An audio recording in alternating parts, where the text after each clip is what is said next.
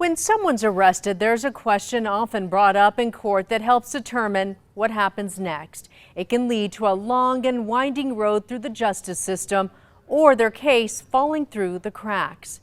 KRQE News 13 investigative reporter Gabrielle Burkhardt explored what it means for the community and the person arrested when competency is in question. You have eyes on her? There are calls for help in Albuquerque, Are we going to keep getting calls? Probably. where police hear from victims, This lady, she's insane, bro. and a common question comes up. I'm a volunteer for Parks and Recreation. Is this person in their right mind? They told me that she has a knife, so that's why I just stepped outside. Lapel video from Albuquerque police shows officers responding to a call about a woman shouting at customers at a smoke shop in 2021 and waving a knife around. I got bit to landscape with, between the cracks, but I've got a knife. Officers know Loyola Volpert, who has a long criminal record in Albuquerque. Her charges include battery, disorderly conduct, assault, and criminal damage to property. Don't pick up another rock. In this case, she's asked to leave the store, but she sticks around, ranting at officers who at this point only have the authority to ask her to move along. I got hit with this rock. Stop it. You stop it. Stop Wow. That's when the cuffs can and do go on. You're under arrest for assault. Oh, here we go again. So what happens when someone with apparent mental health issues is arrested? Attorneys can raise the issue of competency, meaning the defendant is evaluated to determine if they understand what's going on and can participate in their own defense. But the process is not so cut and dry. In Metro Court here in Bernalillo County, they see some of the same people over and over and over again. Why? Because they are found incompetent. The case gets dismissed. It's a misdemeanor. And that's been the case for Volpert. Despite her lengthy arrest record, her cases often get dismissed because she's found incompetent to stand trial and not a danger to the community by the court's standard.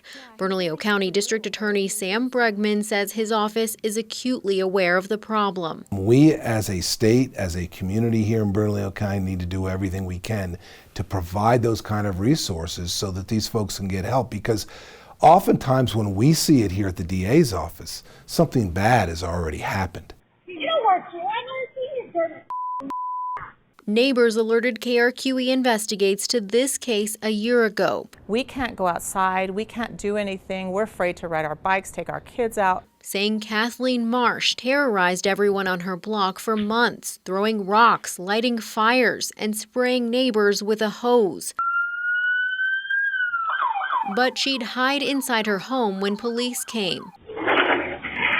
It took this escalation, Marsh allegedly attempting to run her neighbor over, for police to have enough for an arrest. What I urge the court to do is sort of take note of the trajectory of escalating violence that this case presents. A judge agreed to keep Marsh in jail for about 4 months. Last month, we heard her case will move forward, and Judge Stan Whitaker heard arguments that Marsh's mental state has improved while in jail. It looks like that the report is indicating that she is competent to proceed. Judge Whitaker released Marsh to transitional housing pending trial on the grounds she continue mental health treatment and not return to her old neighborhood. But will anything significantly have changed so that that person doesn't recidivate back into jail? Casey Quirk with the law offices of the public defender says resources outside of jail are key. From a social work perspective, when we think about competency, we're usually considering issues related to mental health. That is less related to whether or not they can participate in their own defense in the courtroom and more related to are they able to take care of activities of daily living. But Quirk contends that's often hard to determine, and the state lacks resources. If someone is dangerous and is found incompetent, then the courts oftentimes order them to Las Vegas for treatment, and that's for the safety of the community. But for some victims, it's too late. Get your hands!